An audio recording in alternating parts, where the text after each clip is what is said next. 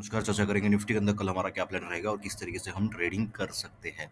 Previously जो हमने बात किया था, आप देख सकते हो जो लेवल्स हमने मार्क करके रखे थे वो कितना अच्छे से मार्केट के अंदर ब्यूटीफुली प्लेड आउट हुआ है ना। मार्केट खुली ऊपर, मैंने बोला था मैं हर पॉइंट पे जो है आपको पुट के लिए ही बोल रहा था आज के लिए, है ना, कि हर पॉइंट पे कहीं ना कहीं मार्केट पुट के अंदर ही नजर आ रही है हमें, और वही मार्केट के अंदर थोड़ा सा डाउन मूव ही मार्केट के अंदर बना रहा। लगभग लगभग यहाँ पे 200-250 पॉइंट के आसपास मिले हमारे पॉइंट के आसपास से।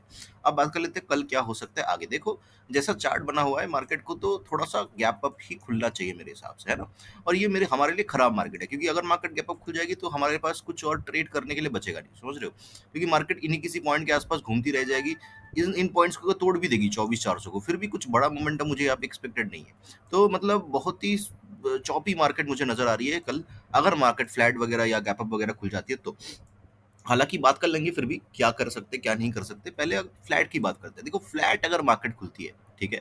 और अगर फ्लैट खुल के मार्केट ऊपर चलने लगती है और कहीं न कहीं अपने इन पॉइंट्स को 24,250 को ब्रेक करती है, ठीक है? तो कहीं न कहीं छोटे-मोटे स्कैल्पिंग कॉल का ट्रेड यहाँ पे लिया जा सकता है। बहुत बड़े टारगेट्स तो नहीं है, क्योंकि यहाँ पे 2 रेजिस्टेंसेस है, बहुत पास है ना? एक तो है यहाँ पे 320 के आसपास, और फिर जो है आपका 360 के आसपास। तो ये 2-3 रेजिस्टेंसेस ऊपर की तरफ छोटे-छोटे हैं। तो 250 के ऊपर बहुत बड़े टारगेट्स नहीं, छोटे-मोटे स्कैल्प के लिए हम क्या कर सकते हैं, कॉल के लिए बैठ सकते हैं यहाँ पे, है ना। मार्केट का फ्लैट खुल के गिरने लगती है नीचे की तरफ, मैं डेफिनेटली इन पॉइंट्स के नीचे, जो कि 24,100 का है, इसके नीचे ही मैं क्या करूंगा, इसके नीचे ही मैं पुट के लिए इंटरेस्टेड हूँ। जब तक ये ब्रेक नहीं होता, तब तक मैं पुट नहीं लूंगा। और अगर मार्केट को गिरना होगा तो मार्केट खुलते ही गिरने लग जाएगी। मार्केट ऐसे नहीं करेगी पहले ऊपर चली गई थोड़ा सा, फिर नीचे आ गई, फिर इस ब्रेक कर दिया, ऐसे नहीं करेगी। मार्केट खुलते ही गिरना चालू कर देगी, फ्लैट खुल के, और इसको ब्रेक कर देगी, तो मैं पुट के लिए इंटरेस्टेड हूँ। अब बात कर लेते हैं गैप अप। देखो, मार्केट अगर गैप अप खुलती है तो पहला कैंडल अगर छोटा कैंडल बनता है, बहुत ही छोटा छोटा सा कैंडल, तो उसके हाई के ऊपर मैं कॉल की तरफ इंटरेस्टेड हूँ। चांसेस आर वेरी हाई कि मार्केट इसी रेंज के अंदर रह जाएगी, ना नीचे ब्रेक कर पाएगी ना ऊपर ब्रेक कर पाएगी, राइट।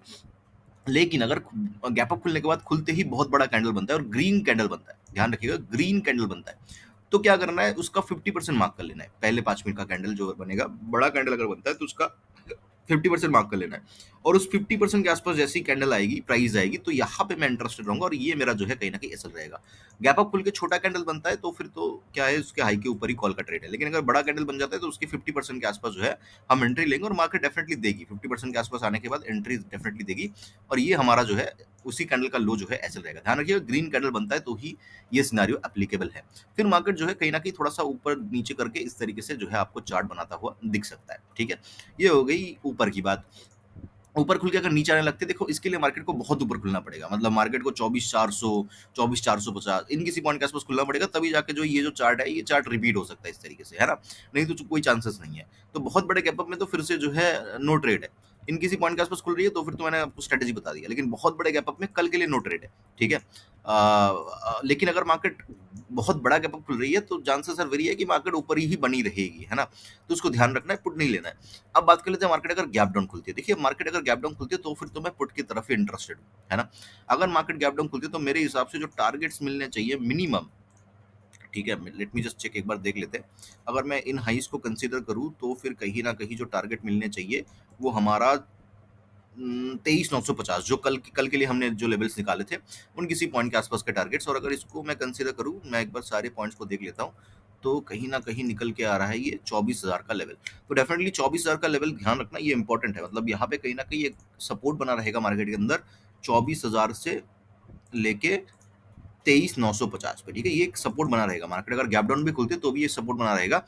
बट मैं गैप डाउन के केस में थोड़ा सा पुट की तरफ इंटरेस्टेड रहूंगा। हो सकता है यहाँ पे एक जंप मार्केट ले ले, ठीक है। उस जंप पे भी मैं सेल ऑन राइस ही करना चाहूंगा। मार्केट कहीं ना कहीं इस तरीके से गिरती हुई नजर आ रही है अगर मार्केट गैप डाउन खुलती है तो बहुत ही क्लियर सिनारियो है।